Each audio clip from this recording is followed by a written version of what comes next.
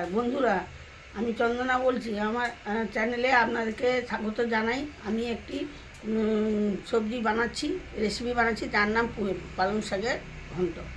আমি পালং শাক কেটে ধুয়ে নিয়ে এসেছি। এইভাবে কাটবেন, সেদ্ধ করে ছাড়িয়ে নেবেন। এইভাবে আলু ছোট ছোট করে এইভাবে কেটে নেবেন। এইভাবে মূলো কেটে নেবেন। বড়ি লাগবে, এই যে বড়ি ভেজে দিতে হবে। কাঁচা লঙ্কা লাগবে, শুকনো লঙ্কা ফোড়নে লাগবে, পাঁচফোড়ন লাগবে, পাঁচফোড়ন লাগছে। এবার অল্প একটু সর্ষে বাটা লাগবে, আর একটু হালকা করে চিনি লাগবে। তেল দিলাম,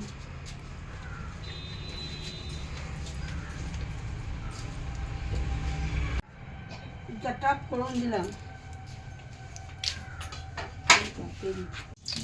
এবার সঙ্গে দিয়ে নাড়লাম।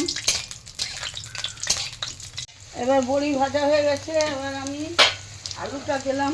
এই যে আলুটা এটা ছিল, এই আলুটা দিয়ে দিলাম।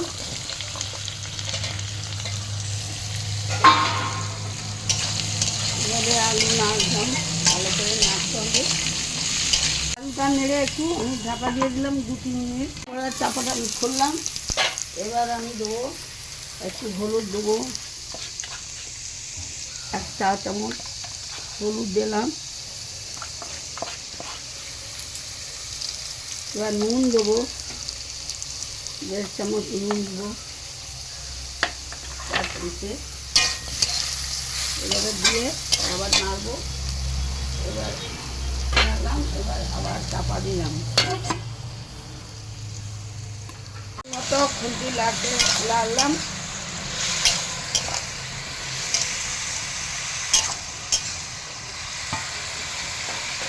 এবার আমি চাপাটা আবার ঢাকনাটা দিয়ে দিলাম। ঢাকনাটা খুললাম। এবার আমি খুন্তি দিয়ে নাড়লাম, দেখলাম। এবারে আপনারা দেখছেন সবজিটা ভালো করে কষা হয়ে গেছে। এবার এর মধ্যে আমি এই কচুটা দিলাম, কচু দিলাম, সেদ্ধ কচু দিয়ে দিলাম। এবার আমি পালং শাকটা তুলে দিচ্ছি।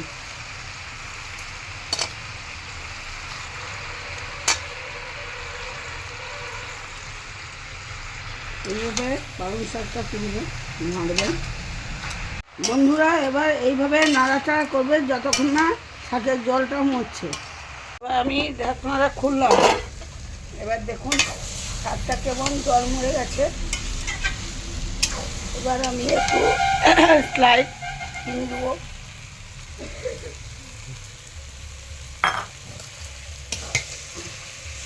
এবার আমি সর্ষে বাটাটা বেটে রাখছিলাম, সর্ষেটা, এই যে সর্ষেটা বাটা, 2 চামচ সর্ষে বাটা। এবার আমি এতে দিয়ে দিলাম। এবার আমি এতে একটু জল দেবো, মশলা জলটা দিলাম, একটু জল দিতে হবে।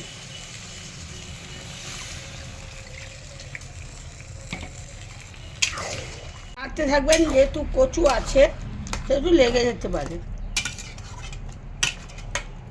3 মিনিট রাখবেন, রেখে এবার ঢাকনা দিয়ে দিন। এবার ঢাকনাটা খুললাম। এবার দেখুন আমার পালং শাকের ঘন্ট হয়ে গেছে। এই দেখুন এইভাবে এইরকম করে একটু খাপ খাপ থাকবে, বেশি শুকনো হবে না, খাপ খাপ থাকবে।